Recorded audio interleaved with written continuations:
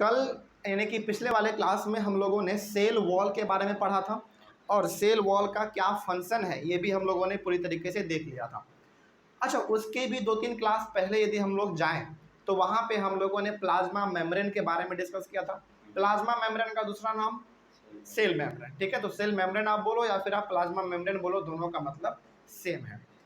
तो यहाँ पे हमने बताया था आपको कि ये प्लाज्मा मेम्ब्रेन ना चाहे प्लांट सेल हो चाहे एनिमल सेल हो, दोनों में पाया जाएगा, लेकिन सेल वॉल केवल और केवल प्लांट सेल में ही पाया जाएगा। ये हमने आपको बताया था। चलिए, आपको इसमें कोई डाउट नहीं। लेकिन कभी कभी ना इन दोनों में बेसिकली थोड़ा सा डिफरेंस बिटवीन पूछ लिया जाता है, तो इन दोनों के बारे में भी देख लेते हैं थोड़ा सा, बस 2 मिनट के अंदर। पहला यहाँ पे लिखा हुआ है प्लाज्मा मेम्ब्रेन में, it is found in both plant and animal cells, यानी कि दोनों सेल में आपको ये देखने को मिलेगा, चाहे प्लांट सेल हो चाहे एनिमल सेल हो, दोनों में आपको देखने को मिलेगा। और cell wall it is found in plant cells only, लेकिन ये केवल और केवल प्लांट सेल में आपको देखने को मिलेगा, ठीक है, जैसे हमने आपको बताया था। It is a living part of the cell, plasma membrane जो है ना सेल का लिविंग पार्ट होता है, ठीक है, लेकिन ये क्या होता है, एक नॉन लिविंग पार्ट होता है। प्लांट सेल का सेल वॉल जो होता है हमारा वो नॉन लिविंग पार्ट। अच्छा, ये नॉन लिविंग होने के वजह से ही इतना ठोस होता है ना। आगे बढ़ते हैं फिर। इट इज़ फ्लेक्सिबल, ये पूरा लचीला होता है, जैसे हमारा बॉडी है। चलिए सपोज कीजिए कि हमारे बॉडी के ऊपर ये मसल्स हैं, चमड़ी है, पूरा कितना फ्लेक्सिबल है, आप उसको खींचो दबाओ कुछ भी करो लेकिन फ्लेक्सिबल है वो। लेकिन क्या सेल वॉल आपको फ्लेक्सिबल नजर आएगा? नहीं। पेड़ इतना मजबूत होता है, इतना टाइट होता है कि आप उसको लचीला नहीं बना सकते, है ना। तो वो रिजिड होता है, रिजिड मतलब ठोस। आगे, it is made up of lipids and proteins, याद ताजा हो गया होगा आप लोगों का। Cell wall sorry cell membrane या फिर प्लाज्मा मेम्ब्रेन, ये हमारा लिपिड्स और प्रोटीन से मिलके बना होता है। वहीं सेल वॉल हमारा सेल्यूलोज से मिलके बना होता है, ठीक है। आगे बढ़ते हैं फिर। It is selectively permeable, plasma membrane ना हमारा सेलेक्टिवली परमिएबल है, मतलब यहाँ पे हो गया कि ये सेलेक्टिव चीज़ों को ही सेल के अंदर और अंदर से बाहर जाने का परमिशन देता है, हर एक चीज़ों को नहीं, अनवांटेड चीज़ों को नहीं। लेकिन ये क्या है, जनरली परमिएबल। जनरली परमिएबल का मतलब है कि इसमें ना थोड़ा बहुत आपको कुछ एक्स्ट्रा चीज़ भी अंदर जाता हुआ और अंदर से बाहर आ जाता हुआ नजर आ जाएगा। ये सेलेक्टिवली परमिएबल नहीं है, देखो दोनों में फर्क है। ये सेलेक्टिवली परमिएबल मतलब ये सेलेक्टिव चीज़ों को ही, जो प्लांट को जरूरत है केवल वही जाने देगा, प्लांट को नहीं बल्कि एनिमल को। लेकिन ये क्या है, परमिएबल है, सिंपली परमिएबल है, मतलब कि इसमें कुछ अनवांटेड चीज़ भी यदि चल जाए तो वो उतना रोक नहीं पाता उसको, ठीक है। तो ये दोनों में डिफरेंस था। आगे बढ़ते हैं फिर। अच्छा, और यहाँ पे एक पॉइंट है, its major function is to hold cellular contents and control passage of materials in and out of the cell. बिल्कुल सही बात है।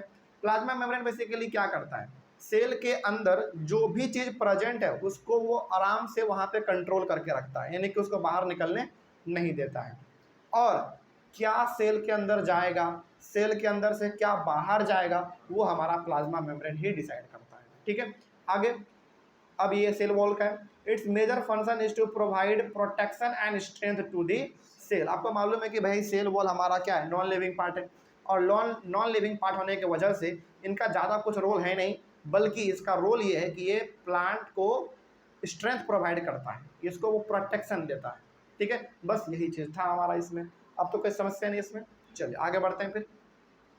अब आज हम लोग डिस्कस करते हैं हमारा आज का नया टॉपिक का नाम है हमारा साइटोप्लाज्म, ठीक है। चलो देखते हैं क्या लिखा हुआ है साइटोप्लाज्म के बारे में। The part of the cell which occurs between the plasma membrane and nuclear membrane is called the cytoplasm.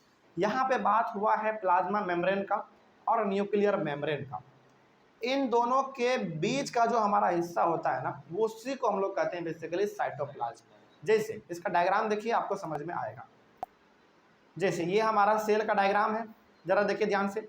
2 term के बारे में बात हुआ, प्लाज्मा मेम्ब्रेन और न्यूक्लियर मेम्ब्रेन। तो प्लाज्मा मेम्ब्रेन आपको मालूम है सेल के बाहरी वाले जो बाउंड्री है हमारा, उसको हम लोग प्लाज्मा मेम्ब्रेन कहते हैं। और न्यूक्लियर मेम्ब्रेन का मतलब ये न्यूक्लियस के बाहर का जो मेम्ब्रेन है उसको हम लोग कहते हैं न्यूक्लियर मेम्ब्रेन। तो यहाँ से इस न्यूक्लियर मेम्ब्रेन और सेल मेम्ब्रेन या फिर प्लाज्मा मेम्ब्रेन के बीच का जो जगह होता है ना, ये सब का सब जगह इसी को हम लोग कहते हैं साइटोप्लाज्म। और इसी साइटोप्लाज्म में आपको सेल के अलग अलग पार्ट नजर आएंगे, जैसे centrosome, rough endoplasmic reticulum, smooth endoplasmic reticulum, ribosomes, Golgi body, mitochondria, vacuole, फिर से हमारा लाइसोसोम्स हो गया, ये सारा का सारा चीज़ हमारा साइटोप्लाज्म में ही नजर आता है। ठीक है, तो याद रखिएगा बेसिकली कि न्यूक्लियर मेम्ब्रेन, ये हमारा हो गया न्यूक्लियर मेम्ब्रेन, और ये हमारा बाहर वाला हिस्सा हो गया प्लाज्मा मेम्ब्रेन। इन दोनों के बीच का जो ये जगह होता है पूरा का पूरा, इसी को हम लोग कहते हैं बेसिकली साइटोप्लाज्म। ठीक है, चलो दोबारा आते हैं कंटेंट पे। तो समझ में आया साइटोप्लाज्म क्या होता है। आगे आगे देखिए लिखा हुआ है, it also contains many specialized cell organelles. Cytoplasm में ना आपको अलग अलग प्रकार के सेल ऑर्गेनेल्स मिलेंगे। सेल ऑर्गेनेल्स का मतलब वही है जो हमने अभी आपको नाम दिया, जैसे सेंट्रोसोम, राइबोसोम्स, माइटोकॉन्ड्रिया, वो सबका सब हमारा सेल ऑर्गेनेल्स है। या फिर ज़्यादा यदि आपको सेल ऑर्गेनेल्स समझ में नहीं आ रहा है ना, तो सिंपली आप इसको ऐसे समझिए कि सेल के अंदर जो साइटोप्लाज्म वाला एरिया है, वहाँ पे जो भी अलग अलग सेल के पार्ट पाए जाएंगे वही हमारा बेसिकली सेल ऑर्गेनेल्स कहा जाता है, वही चीज़ है हमारा। ठीक है, आगे देखिए, each of these cell organelles perform a specific function for this cell. और साइटोप्लाज्म में जितने भी सेल ऑर्गेनेल्स पाए जाएंगे उन सब का फंक्शन अपना अलग अलग है। जैसे माइटोकॉन्ड्रिया का फंक्शन अलग है, राइबोसोम्स का फंक्शन अलग है, फिर से गोल्गी बॉडी का फंक्शन अलग है, यानी कि हर एक बॉडी पार्ट का, हर एक सेल ऑर्गेनेल्स का जो है फंक्शन अलग अलग है। ठीक है, अच्छा यहाँ पे एक पॉइंट डाला गया है लेकिन इसके बारे में कुछ लिखा नहीं गया है, इसका मतलब यहाँ पे ये नहीं समझना है कि सर एक पॉइंट यहाँ पे मिस हो गया है, नहीं, वो बेसिकली इतना ही था। ये जो पॉइंट यहाँ पे आ गया है वो टाइपिंग के मिस्टेक की वजह से आ गया। ठीक है, इतना ही था इसमें, तो हम इसको हटा देंगे अपने नोट से, खैर, लेकिन यहीं तक था हमारा साइटोप्लाज्म। ठीक है, आगे बढ़ते हैं फिर। अब बात हमारा हो जाता है सेल ऑर्गेनेल्स का। वही सेल ऑर्गेनेल्स जो कि हमारे साइटोप्लाज्म में अलग अलग सेल के पार्ट पाए जाएंगे, उसी को बेसिकली हम लोग कहते हैं सेल ऑर्गेनेल्स। देखिए क्या लिखा हुआ है, cell organelles are found within this cell. Cell organelles हमारे जितने भी होंगे वो सेल के अंदर ही पाए जाएंगे। और यदि रीजन पूछ दे तो कौन सा रीजन बताइए, साइटोप्लाज्म। ठीक है, आगे, cell organelles are also called small organs of this cell. देखिए सेल ऑर्गेनेल्स में हमारे बेसिकली वही आएंगे, जैसे राइबोसोम्स, माइटोकॉन्ड्रिया, गोल्गी बॉडी, वो सबका सब हमारा सेल ऑर्गेनेल्स ही कहलाता है। तो वो सेल का क्या हो गया, छोटा छोटा हिस्सा हुआ ना, पार्ट हुआ ना, तो उसको हम लोग सेल ऑर्गेनेल्स को small organs of the cell भी कह सकते हैं। जैसे हमारे बॉडी में डाइजेस्टिव सिस्टम है, रेस्पिरेटरी सिस्टम है, एक्सक्रेटरी सिस्टम है, अलग अलग प्रकार का सिस्टम है, लेकिन उस सिस्टम में ऑर्गेन्स कहीं ना कहीं मिले हुए हैं, सारे बॉडी पार्ट्स मिले हुए हैं, तो उसको हम लोग क्या कहते हैं, ऑर्गेन्स ऑफ द बॉडी।